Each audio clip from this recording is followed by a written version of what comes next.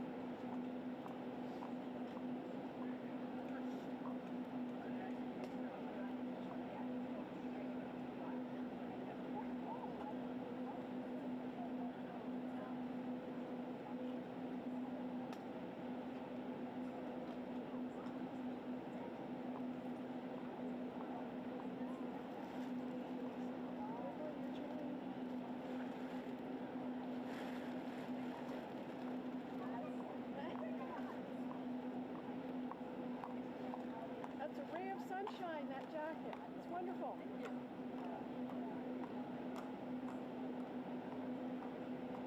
hot.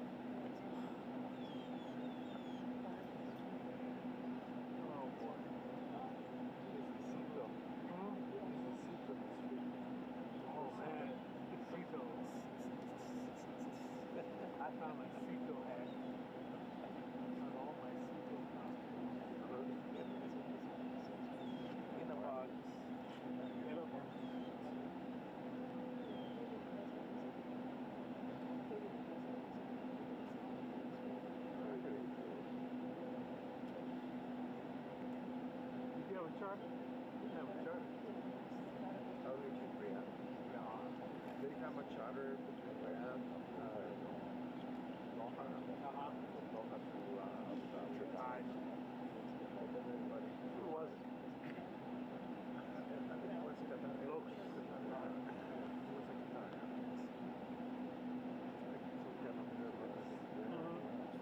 Yeah. And it gives us a round before the rain comes.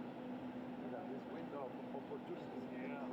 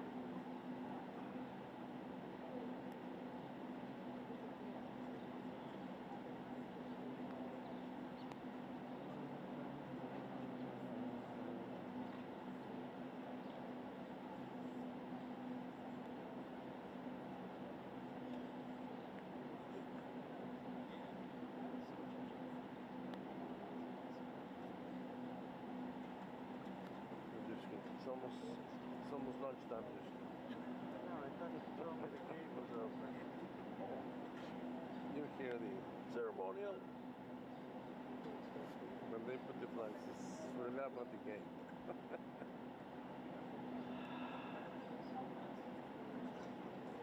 Okay, I see movement now.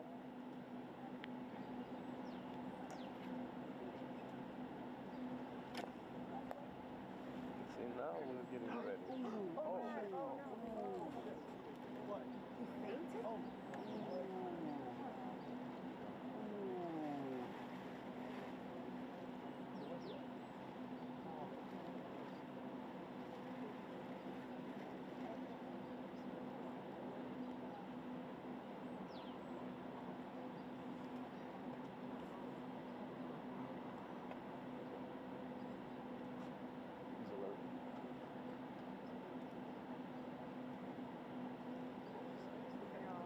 Thank God it was on the grass.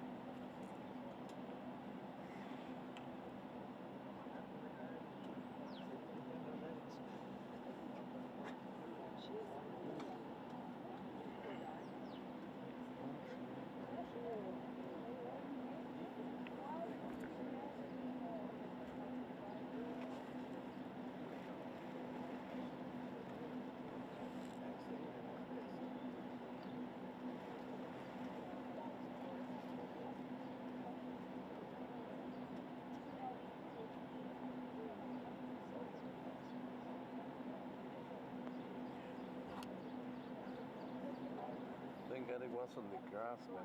Yeah. It's really good.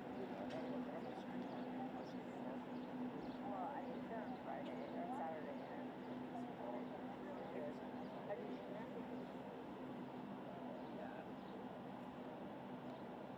Well, they will take care of him.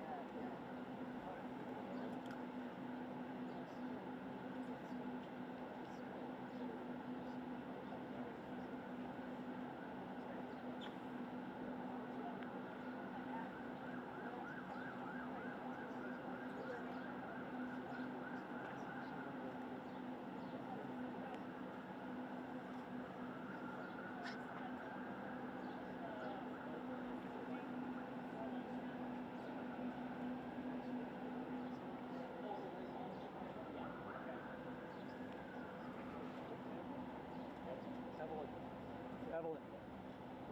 They're going to go straight to the Oval for the meeting, so I'll do it.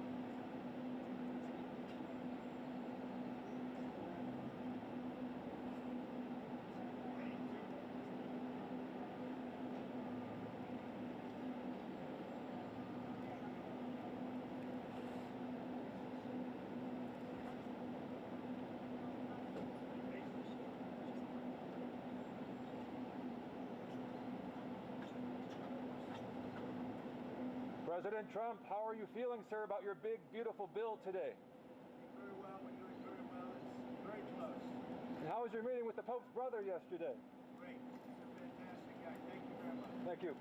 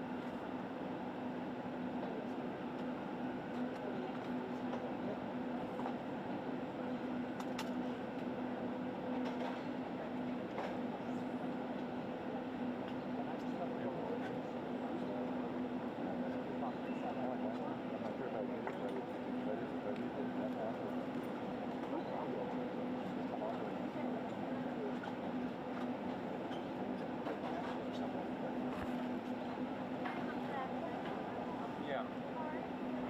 I'll put a mic down there on the floor somewhere. Get a mic? Absolutely. There you go. Thank you, mate. Appreciate it. Thank you, Chris. Enjoy, Chris.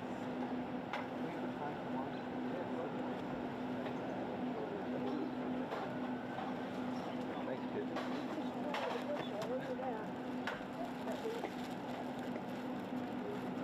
Need help?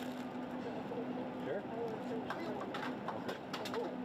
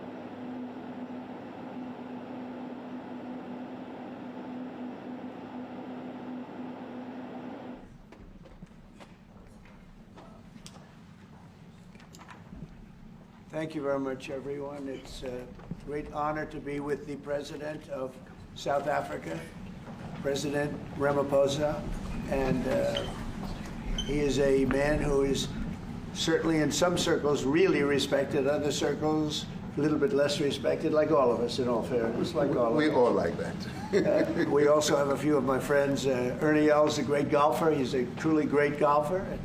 Retief Goosen, who's another really, we call him really a great golfer too, Ernie, right? You two guys are fantastic. And we could add Gary to the group, Gary Player. What a group of golfers South Africa's had. Yes, yes. There must be something in the water, right? It's yes. Something good. These two guys are it's unbelievable. It's the water set. Yeah, Gary's Gary.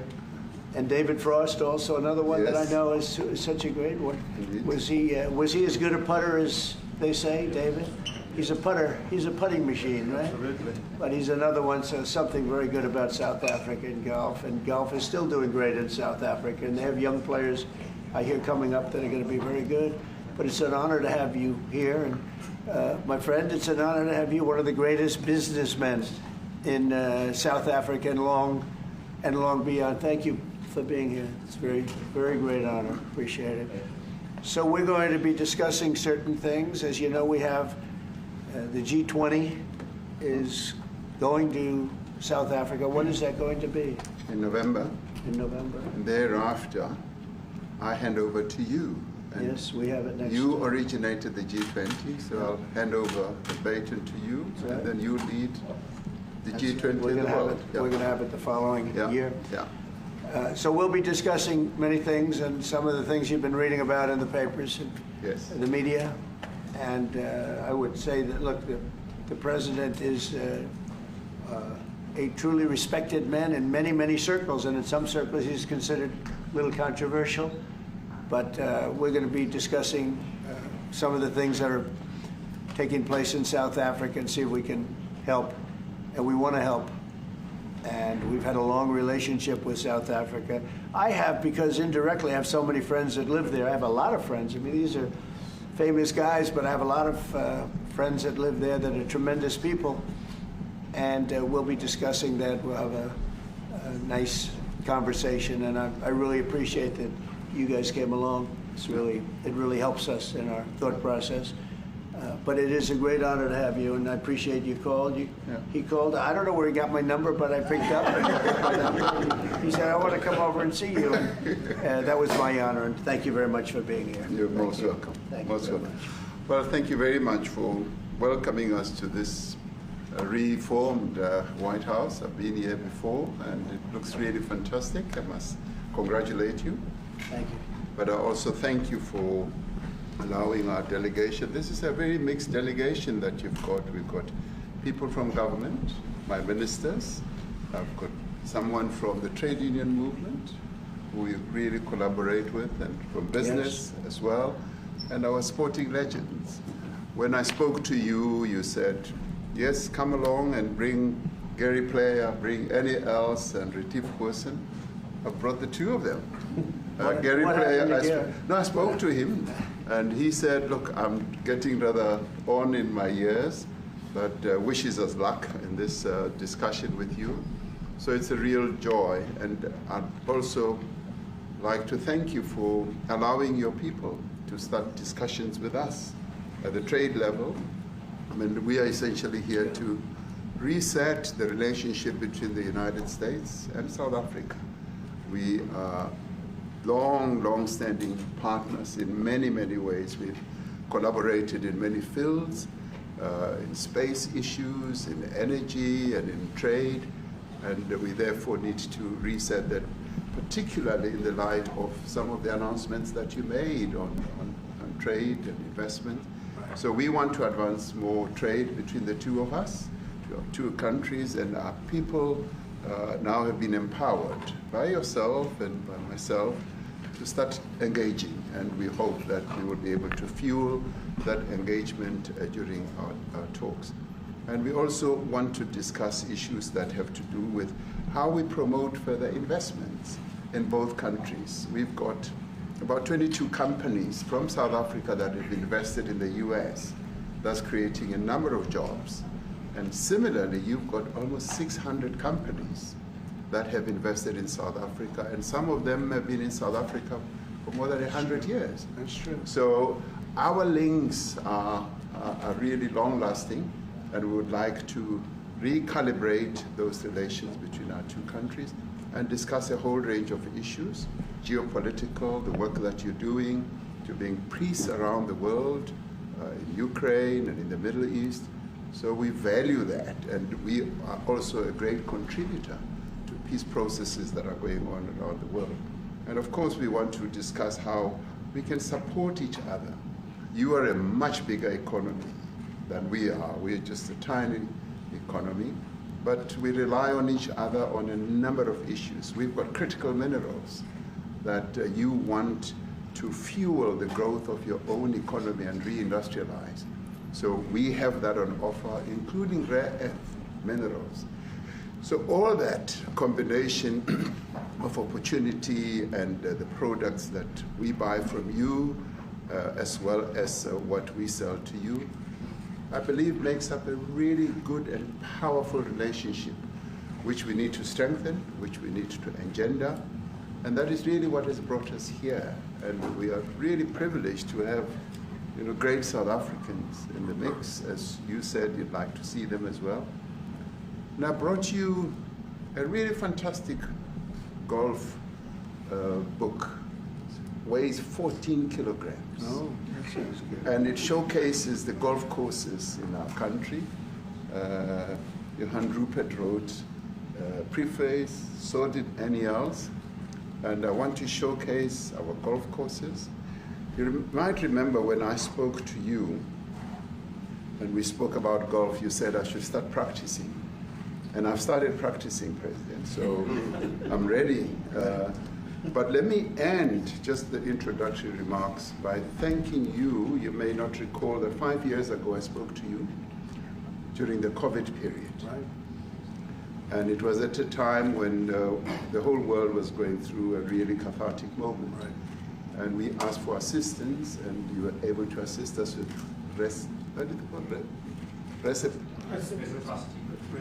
respirators,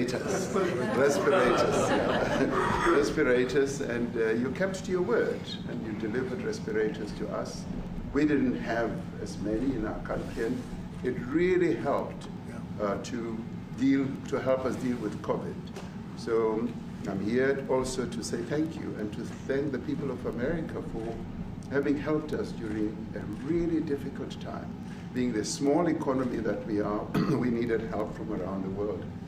And you were there to provide that. So thank you very much. I remember the call. Yeah. We sent 150 respirators. We became the respirator king. We started making them. Nobody had them.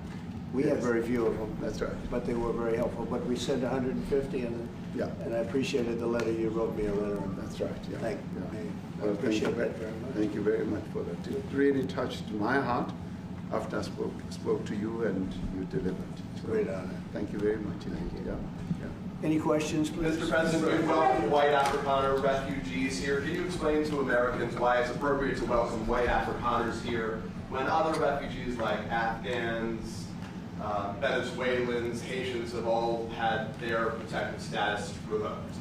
Well, this is a group, NBC, that is truly fake news. They ask a lot of questions in a very pointed way. They're not questions, they're statements. We've had tremendous complaints about Africa, about other countries too, from people. They say there's a lot of bad things going on in Africa, and that's what we're going to be discussing today. When you say we don't take others, all you have to do is take a look at the southern border. We let 21 million people come through our border, totally unchecked, totally unvetted. They came from all over the world. In many cases, they're criminals. They come from prisons. They come from mental institutions. They come from street gangs. They're drug dealers. So don't say that we didn't take them. We take them. We're trying to get them out as fast as we can. And we're doing record business on that. And we just won a big case where we're allowed to send back hundreds of criminals to Venezuela. Just won that today in the Supreme Court. I'm happy to hear. But we do have a lot of people very concerned with regard to South Africa, and that's really the purpose of the meeting, and we'll see how that turns out. But we have many people that feel they're being persecuted, and they're coming to the United States. So we take from many locations if we feel there's persecution or genocide going on. And we had a lot of people. I must tell you, Mr. President, we have had a tremendous number of people, especially since they've seen this. Generally, they're white farmers, and they're fleeing South Africa, and it's a very sad thing to see. But I hope we can have an explanation of that, because I know you don't want that. It's a kind of a different meeting. Normally we have meetings, we talk about trade, and we'll be talking about trade and other things. But that certainly will be a subject that comes up. Yeah. Yes, please. Brian? Thank you very much. I'd like to get your thoughts on Letitia James. Director Polte, according to him, Letitia James says that the alleged mortgage fraud was simply a mistake. I want to get your thoughts on that. She put down that her father was her husband in order, and this is very similar to, I guess, the false attacks they had on here. Well, I don't know what it is currently, but Letitia James, who's the Attorney General of New York State, it seemed, I'm not involved in that at all. I know it's being handled by various groups, I guess, but it's major fraud, mortgage documents, and fraudulent everything. Yeah, I think she said the father was her husband, which she had to have a husband, so she chose her father, and she put it down, and she had didn't she sign in Virginia, yet she said she lived in Virginia, yet she's the New York State Attorney General, and she did that for tax reasons, so she could take advantage of taxes. And she had the wrong number of units. She had a much different number, which wouldn't have allowed her to qualify and scam the government. So I don't know. I think she's very bad for New York, but I really don't know too much about it, but I appreciate the question. Thank you very much. Yes. Mr. President, what's the reason for you to be convinced that there's no genocide? Please. Thank you, Mr. President. So May 25th will be the celebration of Africa Day, which pretty much a lot of celebration will be taking place around the world, including here in the United States. What is your message to the entire African continent, African people, in this important occasion? Well, I want to see peace, and I want to see happiness. I want to see health, and you have incredible land. There's tremendous value. A lot of countries don't have that value in the land, the value you have. We have a situation, I think you probably heard about it. We've done, through some very talented people, help settle a war that's been raging for years, Rwanda and the Congo. And I think we've done it. Believe it or not, I think we've done it. And could you just say a few words about that, my friend? Yes.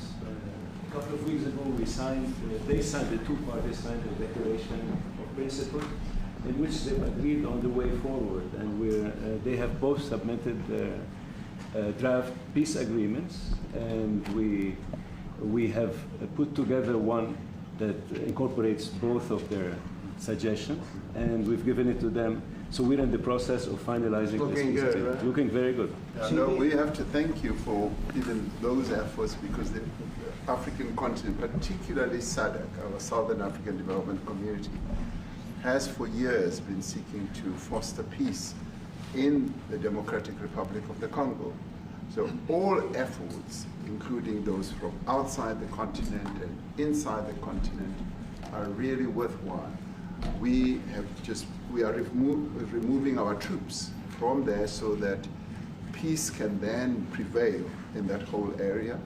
And we hope that with the support of the international community, we will really have peace in that area. It's so vital, it's so important for the whole region. Well, we sent our people there, and I think we did a very good job, as headed by my friend, and that was great. That was great. I mean, I'm just hearing phenomenal reports, because all I'm hearing is death, and they're chopping heads off, and it's horrible over there. And it was really brave of you to go there, and I really appreciate it. And it looks like we have something very, very substantial. We also talked about trade with them in terms of rare earth and all, but really more for it's like if you take a look at what we just did with Pakistan and India, we settled that whole thing, and I think I settled it through trade. We're doing a big deal with India, we're doing a big deal with Pakistan, and I said, what are you guys doing? You know, somebody had to be the last one to shoot. But the shooting was getting worse and worse, bigger and bigger, deeper and deeper into the countries. And we spoke to them, and I think you know, I hate to say we got it settled, and then 2 days later, something happens, and they say it's Trump's fault. But Pakistan has got some excellent people and some really good, a great leader. And India is my friend, Modi. Modi? And he's a mutual friend? Yes. Yeah, he's a great guy. And I called them both, and we just did something good. We're trying to settle Russia, Ukraine. Spoke with President Putin for 2.5 hours the day before yesterday. I think we made a lot of progress, but that's a bloodbath. 5,000 people are being killed a week, 5,000 soldiers a week, not including people in cities and towns that are also being killed. So we're trying to help. And it doesn't affect us. It's not our people. It's not our soldiers.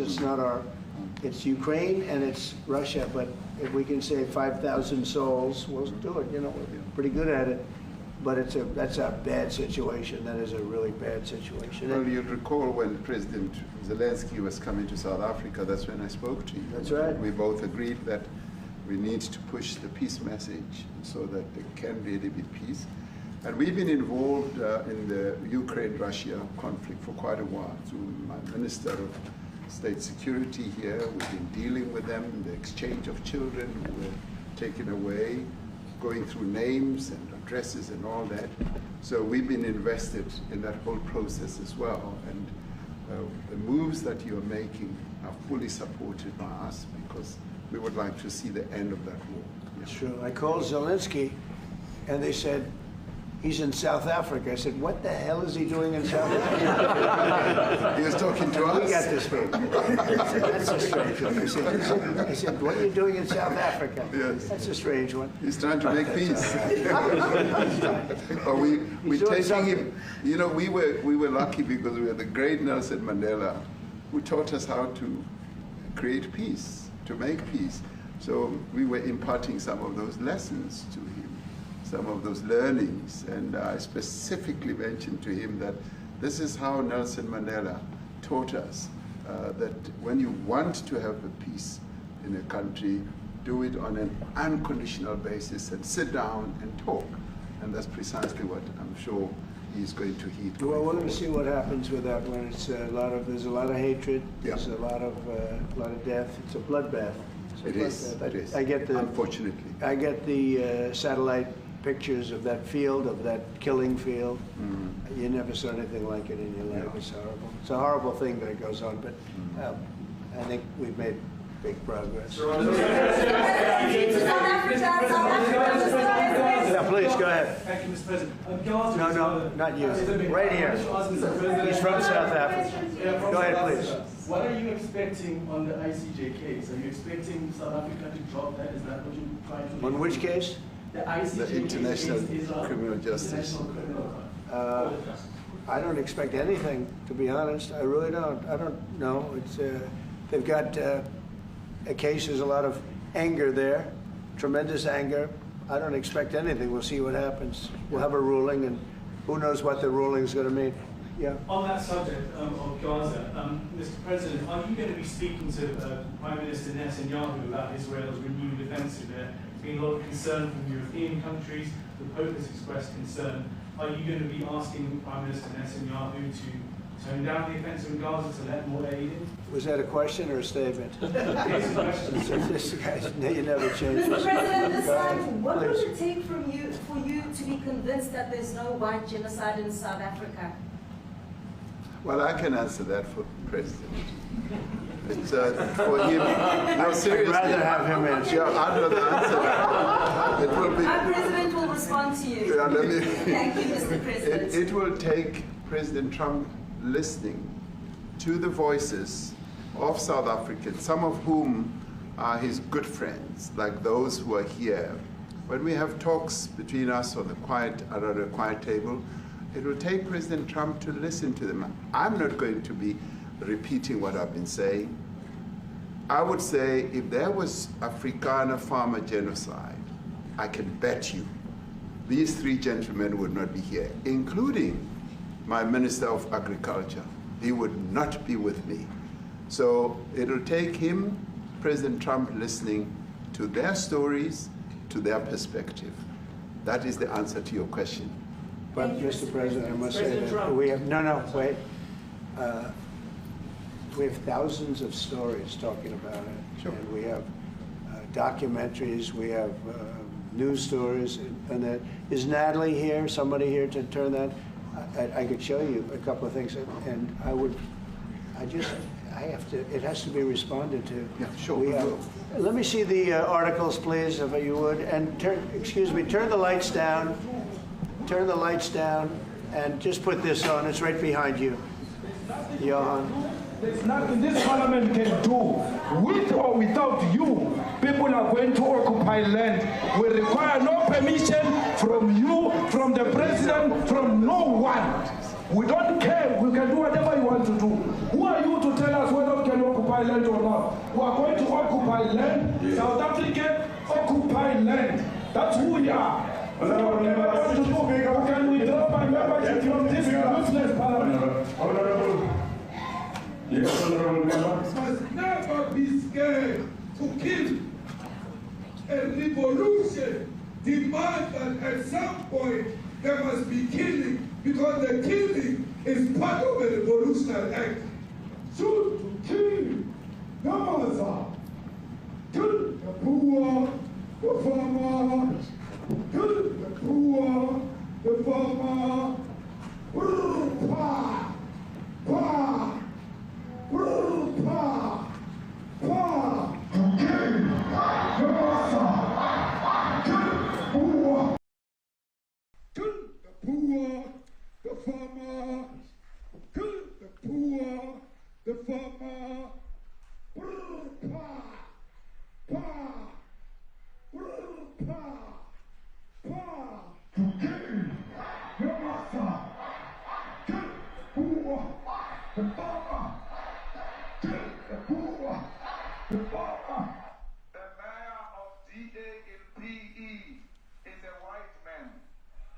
So these people, when you want to hit them hard, go after a white man. They feel a terrible pain because you have touched a white man. Not because Mashaba and Soli will not be touched. They will be touched, don't worry. But we are starting with this whiteness.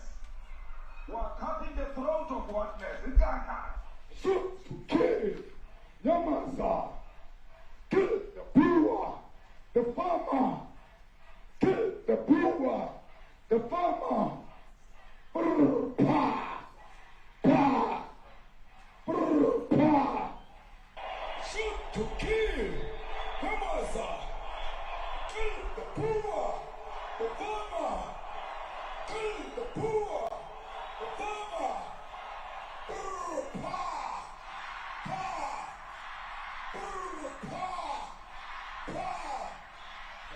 I don't know what's going to happen in the future.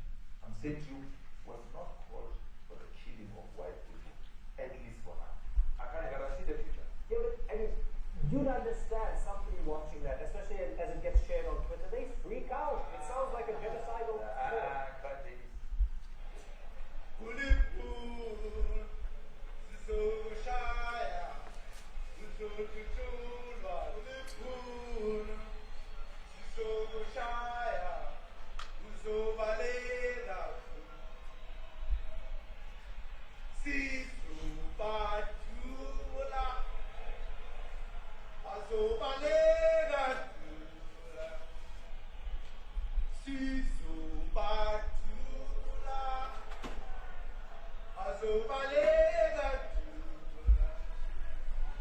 Who will expropriate land without compensation, whether they like it or not. If they object, they can seek refuge in America. Now this is very bad. These are burial sites right here. Burial sites over 1,000 of white farmers, and those cars are lined up to pay love on a Sunday morning. Each one of those white things you see is a cross, and there's approximately 1,000 of them. They're all white farmers, the family of white farmers. And those cars aren't driving, they're stopped there to pay respects to their family member who's killed. And it's a terrible sight. I've never seen anything like it. Both sides of the road, you have crosses.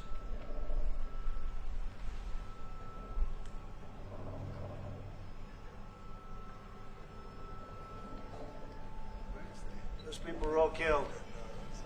Have they told you where that is, Mr. President?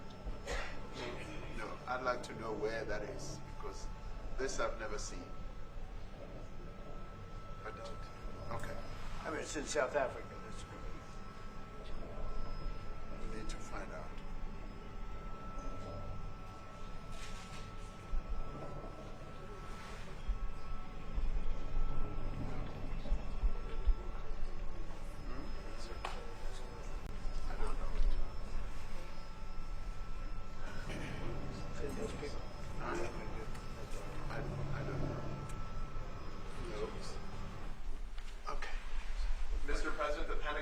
It would be accepting a Qatari jet to be used as Air Force One. Perhaps what are you talking about? Can we have a South Africa question, please? Mr. President, the Pentagon's going first. What does this have to do with the Qatari jet? They're giving the United States Air Force a jet, okay? And it's a great thing. We're talking about a lot of other things. It's NBC trying to get off the subject of what you just saw. You are a real, you're a terrible reporter.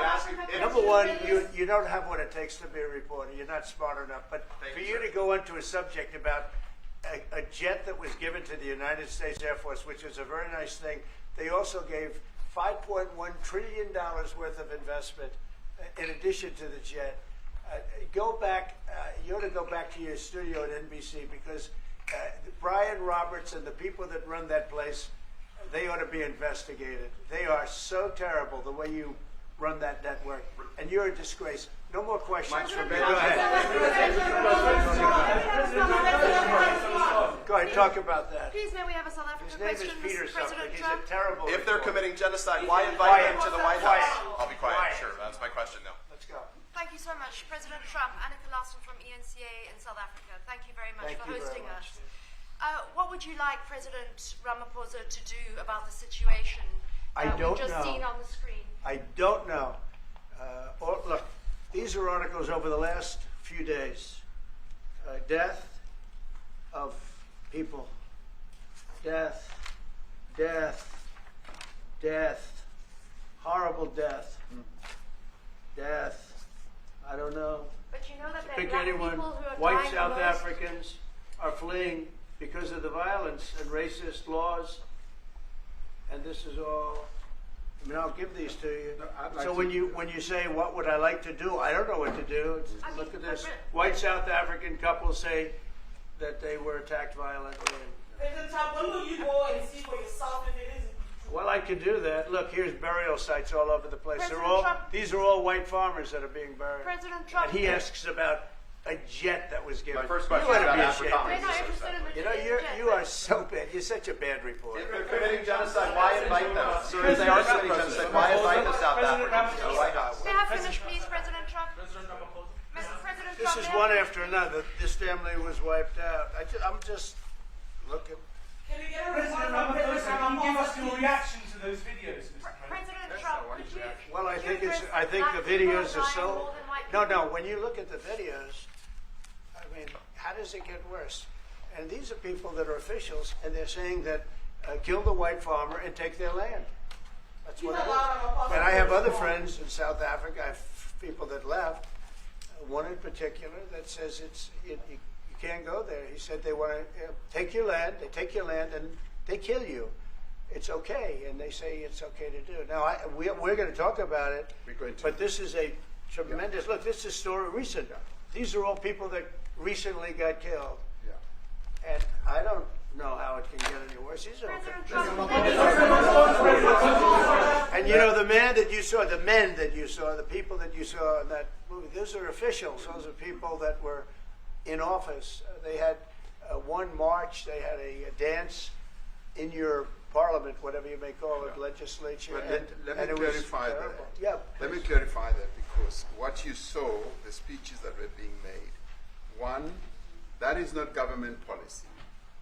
We have a multi-party democracy in South Africa that allows people to express themselves, political parties to adhere to various policies, and in many cases, or in some cases, those policies do not go along with government policy. Our government policy is completely against what he was saying, even in the parliament. And they're a small minority party, which is allowed to exist in terms of our constitution. But you do allow them to take land. No. You do allow them to take land. Nobody can take land. And then when they take the land, they kill the white farmer. And when they kill the white farmer, nothing happens to them. No, there is nothing happens to them. There is criminality in our country. People who do get killed, unfortunately, through criminal activity, are not only white people. Majority of them are black people. And we have now The farmers aren't black. The farmers are not black. I don't say that's good or bad, but the farmers are not black. And the people that are being killed in large numbers, and you saw all those grave sites, and those are people that loved ones going, I guess on a Sunday morning, they tell me, to pay respect to their loved ones that were killed. Their heads chopped off. They died violently. And, you know, I mean, we're here to talk about it, and I didn't know we'd get involved here. But I will say this, that if the news wasn't fake, like NBC, which is fake news, totally, one of the worst, ABC, NBC, CBS, horrible. But if they weren't fake news like this jerk that we have here, if we had real reporters, they'd be covering it. But the fake news in this country doesn't talk about that. They don't want to talk about it, but now they have to talk about it. But they won't. This won't even be a subject. They'll have him talking about why did a country give a free, think of this, why did a country give an airplane to the United States Air Force? Okay, the United States, not to me, to the United States Air Force, so they could help us out, because we need an Air Force One until that's Air Force One, it's being built. 2 of them being built. But Boeing's a little bit late, unfortunately. So why did they give us a plane to the United States Air Force? That's what that idiot talks about after viewing a thing where thousands of people are dead. I'm sorry, I don't have a plane to give you. I wish you did. I take it. I would take it. If your country offered the United States Air Force a plane, I would take it. Okay. But coming back to this issue, which I really would like us to talk about, and talk about it very calmly. We were taught by Nelson Mandela that whenever there are problems, people need to sit down around a table and talk about them. Well, there are problems. And this is precisely what we would also like to talk about, including, of course, trade matters, investment matters. So the issues that concern you as the United States. Those are all recent. And those are all deaths. Yeah, in many ways, I mean, one should say you are a partner of South Africa, and you are raising concerns, and these are concerns that we are willing to talk to you about. Let me just add quickly, you know, the criminality that we are experiencing in our country needs quite a lot of technological capability. And in one of our areas in South Africa, we're using US technology, which is able to, in many ways, identify where shootings are happening and all that. And I'd like to talk about that, because there is support that we can get from you as the United States to help us deal with all these acts of criminality. And that is what I believe partnership is all about.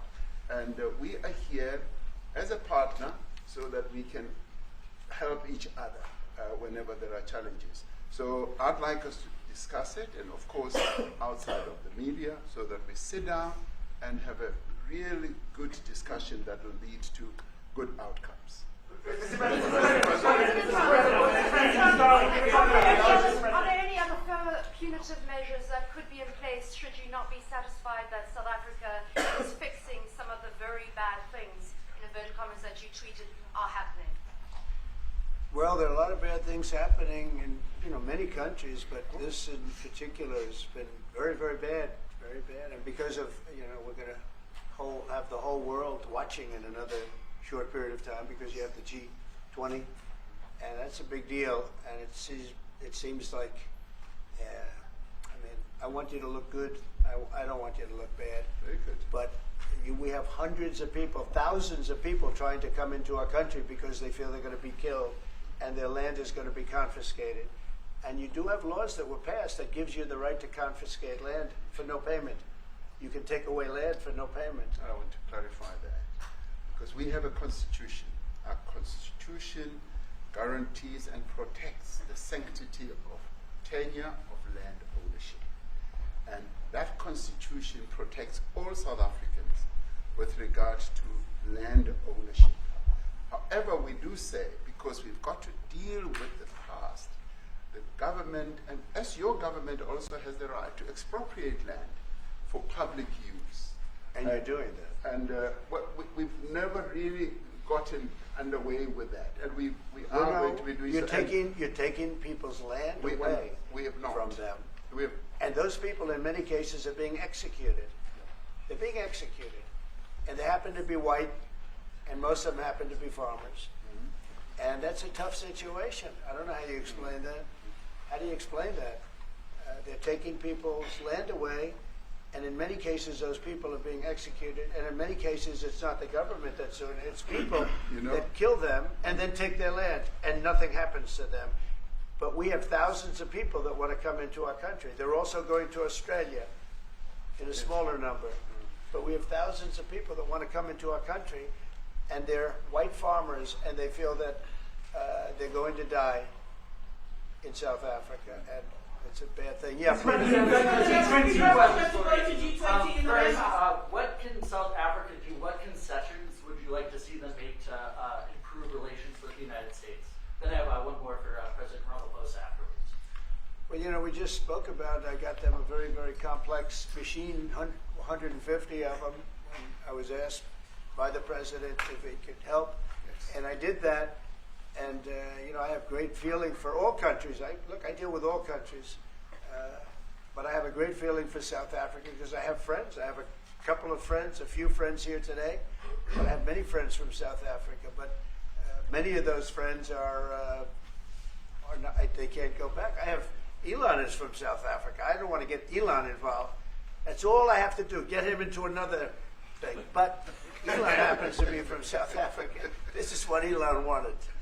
He actually came here on a different subject, sending rockets to Mars, okay? Yes. He likes that better. He likes that subject better. That's right. But Elon is from South Africa, and I don't want to talk to him about that. I don't think it's fair to him. That's right. But I will say that people are fleeing South Africa for their own safety.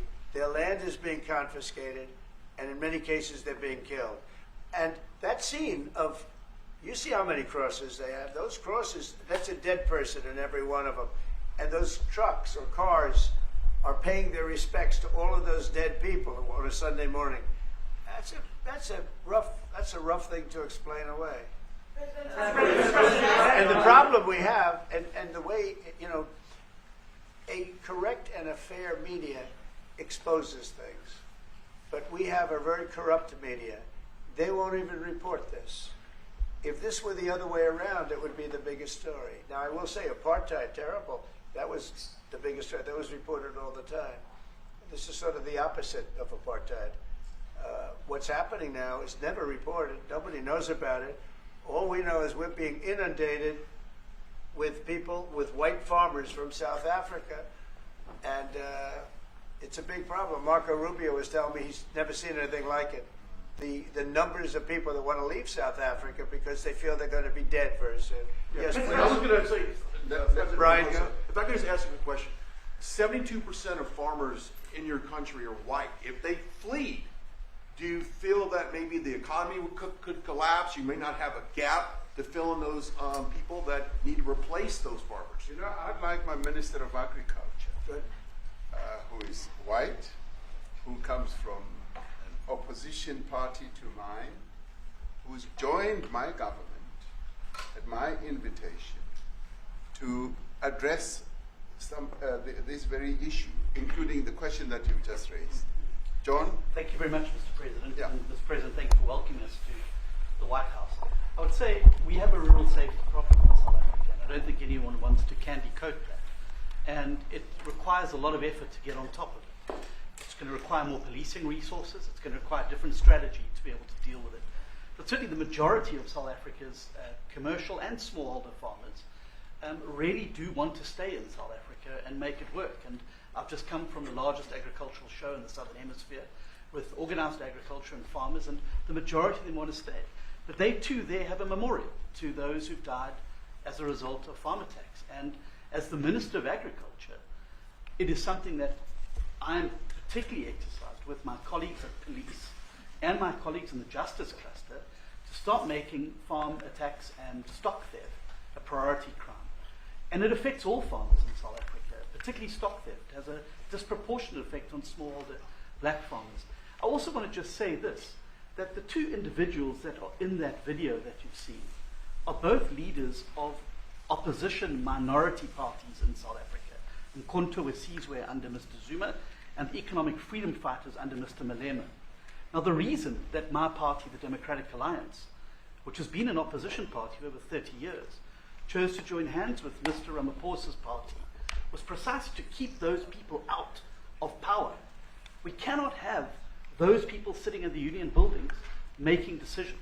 And that is why after 30 years of us exchanging barbs across the floor in Parliament and trying to get one over on each other, we've decided to join hands precisely to keep that lot out of government. Because the day they get in to the doors of the union buildings in South Africa or control of our Parliament, that's what you're going to see. And that is why this government, working together, needs the support of our allies around the world so that we can strengthen our hand, grow our economy, and shut the door forever on that rabble getting through the doors of the union buildings, because then South Africa's future would be... So you denounced that type of language in the video that you saw? Oh yes, we've always done so. As government, as my own party, we are completely opposed to that.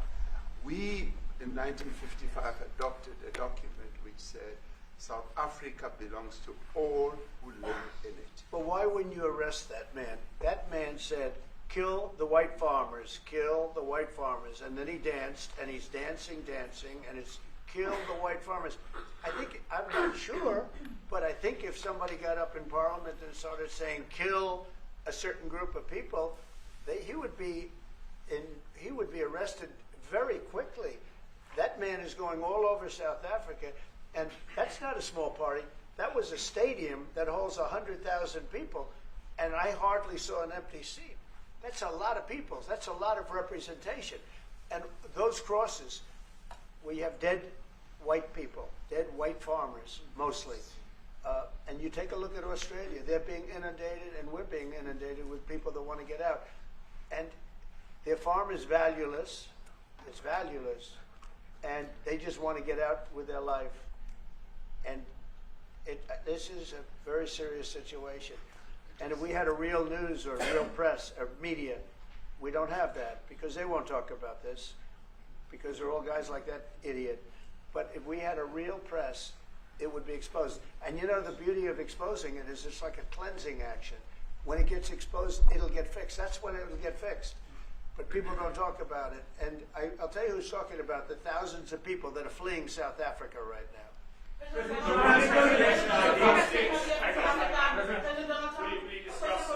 discussed USAID and the devastating impact the cuts are having across the African continent. Yeah, well, it's devastating, and hopefully a lot of people are going to start spending a lot of money.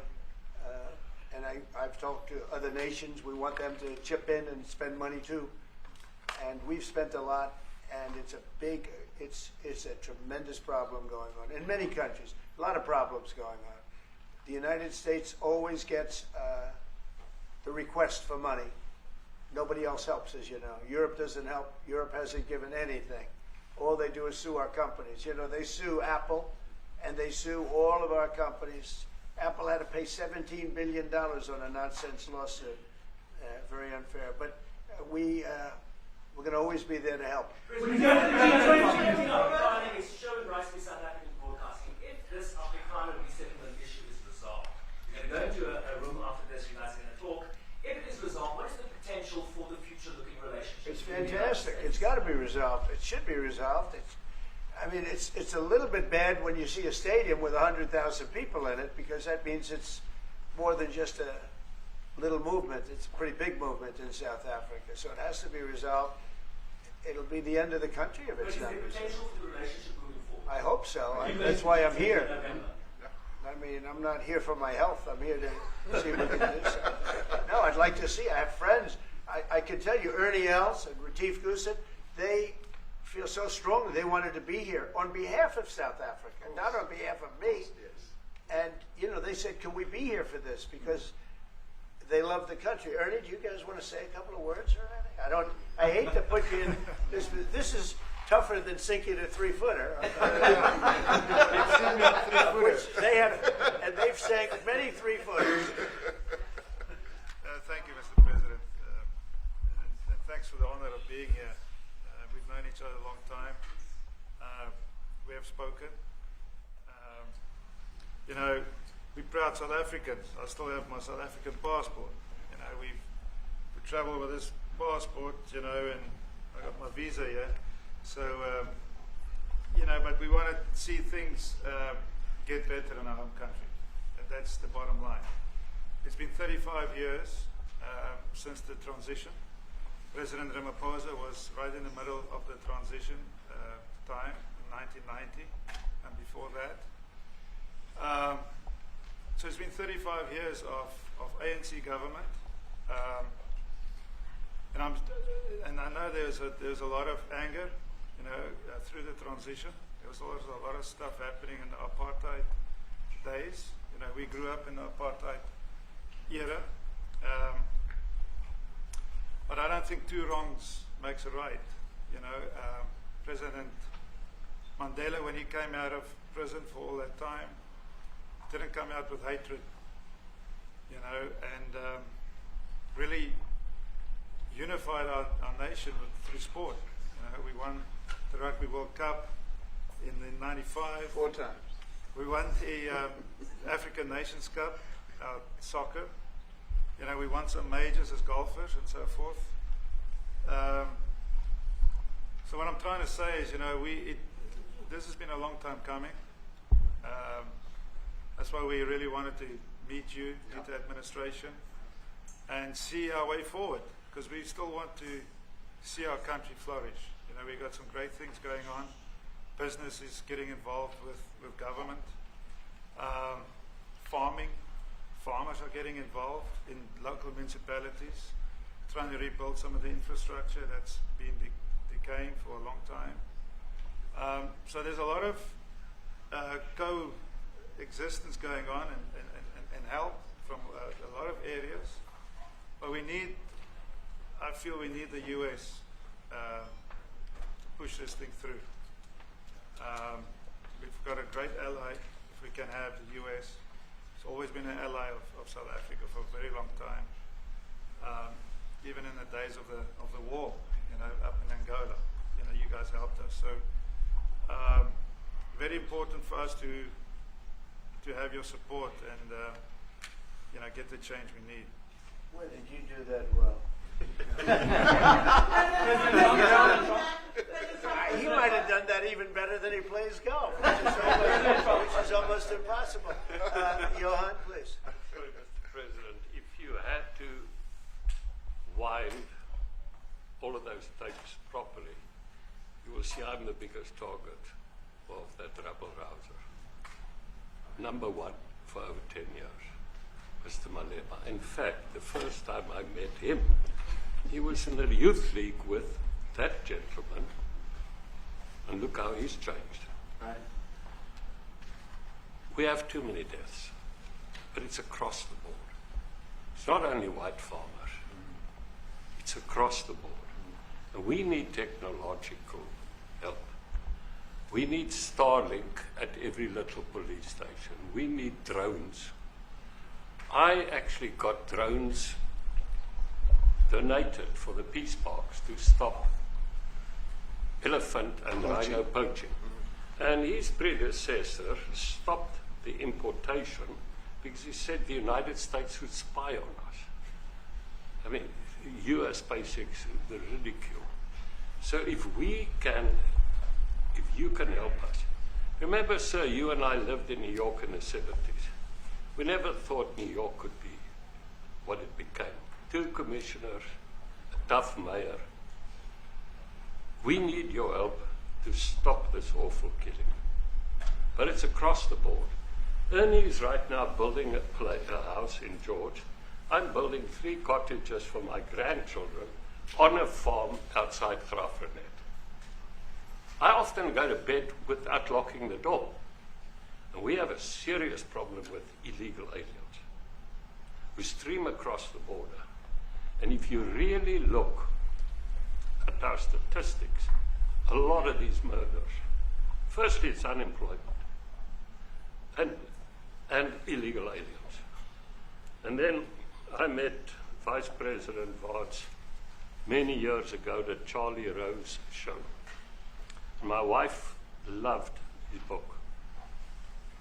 And she reminded me this morning that you emphasized the devastation that occurs when big companies leave towns and cities, and there's a culture of dependency that develops. I remember you discussing it. Now that's our problem. If we don't get our economy to grow, the culture of dependency and the lawlessness will increase. I've been against apartheid all my life, and I'm their #1 target. Please just Google my name and Malema. You'll see it, sir. Yeah. He marched on the farm. But the crime is bad. The crime is terrible, sir, but Mr. Steenhuisen won't admit to it, but he runs the Western Cape, where I live. And the biggest murder rate is in the Cape Flats. Gangs. We've got gang warfare. Like your M33 or whatever, these guys. We've got the equivalents there. But we need your help, sir. And we need Elon technology. Well, one of the real areas of support is really in investments. We've got to grow our economy, because through growing the economy, we're then able to create more jobs. Because crime really thrives where there is inequality and unemployment. And that is one of the reasons that has brought us here, to improve our investment relations, our trade relations, so that we can preserve the number of jobs that your companies have created in South Africa. By virtue of what we export to you, we are able to create up to 500,000 jobs in the auto industry, in the agricultural industry, and a number of other industries, mining, where we export things to you. And we also know that as South African companies invest here, you are also able to create jobs. So it's a mutually beneficial relationship. So our main real reason for being here is to foster trade and investment, so that we are able to grow our economy with your support, and so that we are also able to address all these societal problems, because criminality thrives when people are unemployed, when they have no other hope to eke out a living. So that is what we need to resolve. And your support, your partnership with us is what is really going to give us a strong capability to move forward. Excuse me, do you have anything to say? I mean, I don't want to leave you out. You know, the guy won 3 or 4 majors. 3 or 4? No, only 2. 2. That's a lot. By the way, 2's a lot. A lot of tournaments you won too. Do you have anything to say? Yeah, thank you, Mr. President. President Ramaphosa. I grew up in an area in South Africa that is a farmland area, Polokwane. Yeah. And There is some issues up there. Obviously, my dad was a property developer as well as a part-time farmer. And yeah, some of these buddy farmers got killed. The farm is still going. My brothers run it.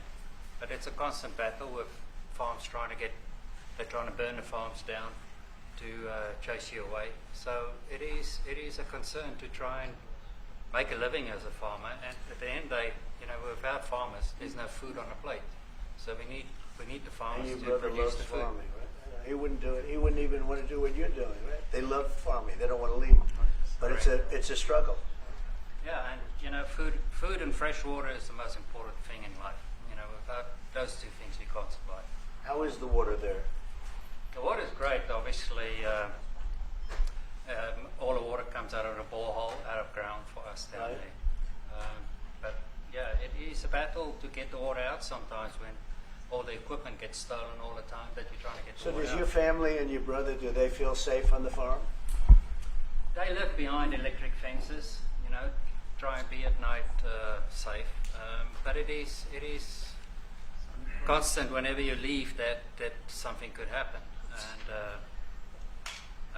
There's nowhere to live. both of them has been attacked in their houses. My mom's been attacked in her house when she was 80. So it is difficult. But the guys live a great life despite everything going on. Something.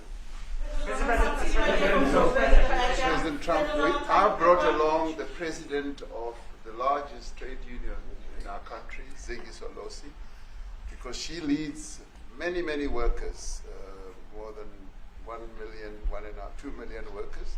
And maybe we should give her a chance to say something because she's come all the way to join us. Thank you very much, Mr. President Trump, Thank you. for having us, and President for extending the invitation to us as organized labor. And I must say that we are here to support the initiative that has been made by our government with business, of course, as organized labor. We've been coming to Washington on the AGOA trade relations in the previous regime, and I think at the center of it all, for me, it is exactly what Mr. Rupert has said, the importance of us growing the economy. We have always emphasized when we were here and kept on coming and negotiating on AGOA that the 600 US companies that are based in South Africa, as you said, President Ramaphosa, 500,000 jobs will be wiped out. We need more foreign direct investment in our country. We are not just talking about those that will lose employment, but we are talking about over 40% of people that are unemployed, that have no hope of ever finding a job. And we think that, correctly, as they have said, that we need to deal with the issue of porous borders in our country, so that everyone that comes in is documented. We also need to, and I would have thought that the minister would address the issue of land expropriation and how the policy works in South Africa. Recently, President, as you were preparing to come here on the news, in, I think it was in Natal, there was a handover of farms, and white farmers were saying, we are donating the land, but also there's a willing buyer, willing seller in South Africa. So there is no expropriation without compensation, but it is a willing buyer, willing seller. And that white farmer was even saying, President, that the government is even paying more in buying the land than what the land is worth of. And I think those are the realities, President, that we must say that we need to address, of course, but also the importance of agriculture linked to AGOA. People rely on it, and I think, as Retief have said, for survival and living.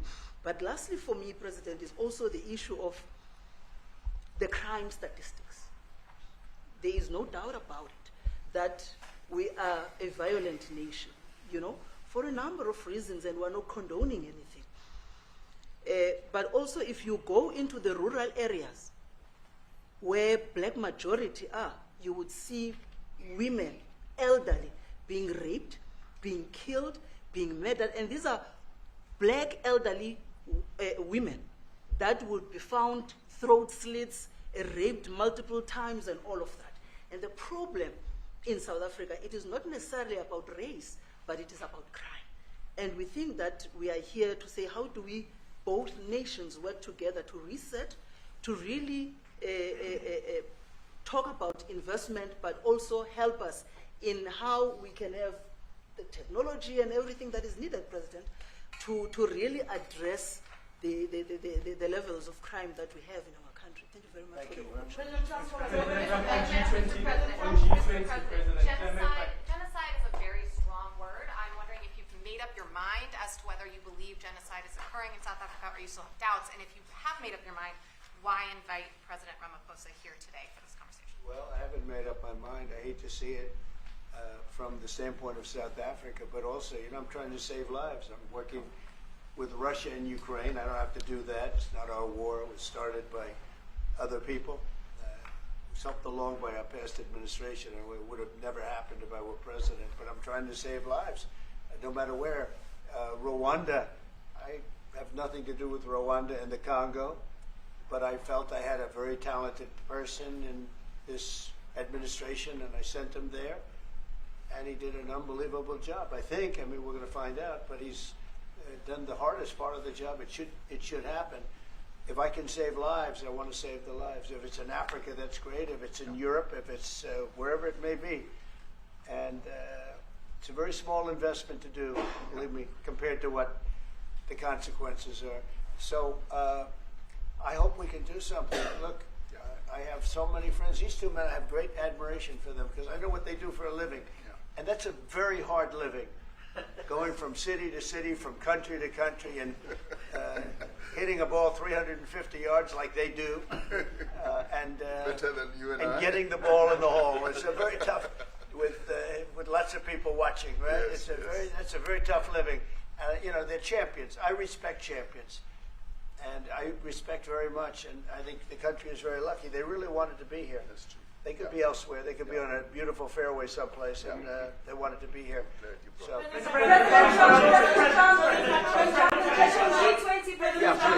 name is Yanda Mhobo from Newsroom Africa in South Africa.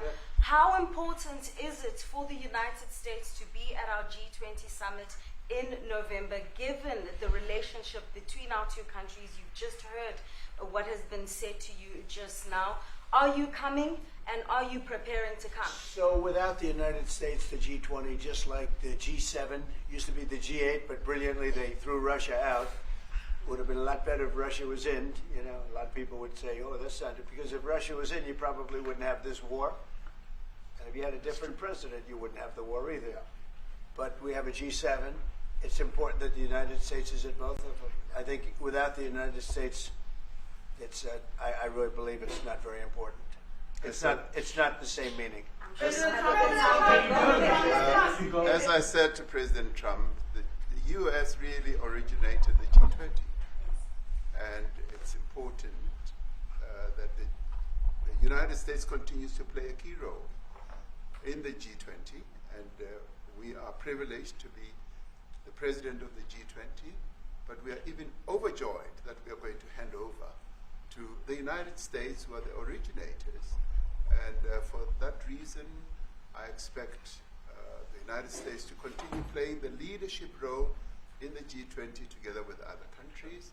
And I've said when I initially spoke to President Trump on the phone, I want him to come to South Africa for a state visit, and I also want him to come and participate in the G20.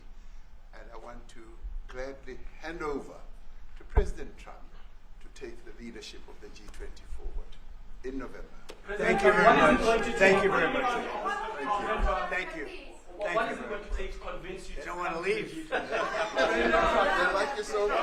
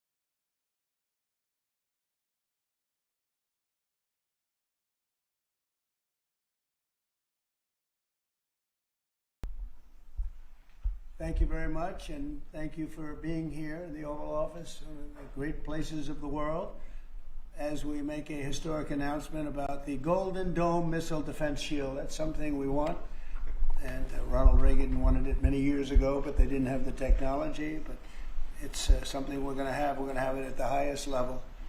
I want to thank Secretary Hegseth, who's been fantastic, and Secretary Rubio, and Space Force Vice Chief of Space Operations, General Mike Gutlein. I also want to recognize Senators Dan Sullivan, Kevin Cramer, and Jim Banks, fantastic senators, great talents, great political talents, and people that love our country. In the campaign, I promised the American people that I would build a cutting-edge missile defense shield to protect our homeland from the threat of foreign missile attack. And that's what we're doing. Today I'm pleased to announce that we have officially selected an architecture for this state-of-the-art system that will deploy next-generation technologies across the land, sea, and space, including space-based sensors and interceptors. And Canada has called us, and they want to be a part of it. So we'll be talking to them. They want to have protection also. So as usual, we help Canada do the best we can. This design for the Golden Dome will integrate with our existing defense capabilities and should be fully operational before the end of my term. So we'll have it done in about 3 years. Once fully constructed, the Golden Dome will be capable of intercepting missiles even if they are launched from other sides of the world and even if they are launched from space. And we will have the best system ever built. As you know, we helped Israel with theirs, and it was very successful, and now we have technology that's even far advanced from that, but including hypersonic missiles, ballistic missiles, and advanced cruise missiles. All of them will be knocked out of the air. We will truly be completing the job that President Reagan started 40 years ago, forever ending the missile threat to the American homeland, and the success rate is very close to 100%, which is incredible when you think of it. You're shooting bullets out of the air. I'm also pleased to report that the One Big Beautiful Bill will include $25 billion for the Golden Dome to help construction get underway. That's the initial sort of a down deposit. And we have probably, you're talking about, General, we're talking about $175 billion total cost of this when it's completed. This afternoon, I'm also announcing that I will appoint, very importantly, General Gutlein to lead the ambitious new effort as the direct reporting program manager for the Golden Dome. Very talented man, and I'm very honored to have been the one that helped or really created Space Force. Space Force has turned out to be a tremendous success. We were third in space, and now we're #1 in space by a lot. It's not even close. And Mike is a 4-star Space Force general, the recipient of the Defense Distinguished Service Medal, one of the most respected people in the world having to do with defense. You know, we have offense and we have defense. I'll bet he's good at offense. And he has an unmatched background in missile warning technology and defense procurement. General Gutlein also knows that we need to move fast. No one is more qualified for his job, and everybody, this was a universal acceptance of General Gutlein. Everybody that knows him and knows everybody else, they said there's only one man for the job, so I have a feeling we have the right guy. But now I'd like to invite Secretary Hegseth and the General to please say a few words and describe the system a little bit.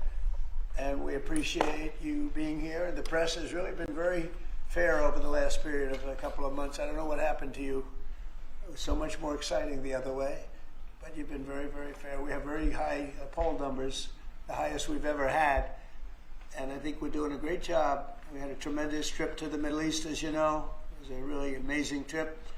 And now I came home, and this is the one I was really looking forward to this day, because this is very important for the success and even survival of our country. It's a pretty evil world out there, so this is something that goes a long way toward the survival of this great country. And as I said, we'll be discussing Canada. They want to hook in, and they want to see if they can be a part of it. That sort of makes sense. I guess that's what I was talking about from day one. You know, it just automatically makes sense, and it won't be very difficult to do, but they'll pay their fair share. Thank you very much, everybody. And Pete, go ahead. Well, Mr. President, add this to the long and growing list of promises made and promises kept. Ultimately, this right here, the Golden Dome for America, is a game changer. It's a generational investment in the security of America and Americans. Mr. President, you said we're to secure our southern border and get 100% operational control after the previous administration allowed an invasion of people into our country. President Reagan 40 years ago cast the vision for it. The technology wasn't there. Now it is, and you're following through to say we will protect the homeland from cruise missiles, ballistic missiles, hypersonic missiles, drones, whether they're conventional or nuclear. It's not lost on me, sir, also that you had the vision to start the Space Force, and here we are, when others said we didn't need it, here we are in the Oval Office with one of the leaders of the Space Force in General Gutlein, leading the charge on putting in place a game-changing Golden Dome for America. So, sir, it's an honor to be a part of this bold initiative. We're going to get to work on it. We have been since you signed that executive order on January 27th. We've been fast forward on this. We're here on this day, and this is just one stop in delivering this defense of the homeland, which is something you've charged us with doing, and we'll keep going until it is complete, sir. Thank you, Pete. Pete's doing a great job, by the way. Thank you very much. General, please. Mr. President, today is a great day for the nation as we double down on protection of the homeland. As you're aware, our adversaries have become very capable and very intent on holding the homeland at risk. While we have been focused on keeping the peace overseas, our adversaries have been quickly modernizing their nuclear forces, building out ballistic missiles capable of hosting multiple warheads, building out hypersonic missiles capable of attacking the United States within an hour and traveling at 6,000 miles an hour, building cruise missiles that can navigate around our radar and our defenses, and building submarines that can sneak up on our shores, and worse yet, building space weapons. It is time that we change that equation and start doubling down on the protection of the homeland. Golden Dome is a bold and aggressive approach to hurry up and protect the homeland from our adversaries. We owe it to our children and our children's children to protect them and afford them a quality of life that we have all grown up enjoying. Golden Dome will afford that. I greatly appreciate your trust in me and your nomination in me and your trust in the team to deliver this. It is a great day for America. And also, very importantly, it's we're the only ones that have this. We call it super technology. Nobody else has it. And nobody else has really near what we have. So this is a very exciting project.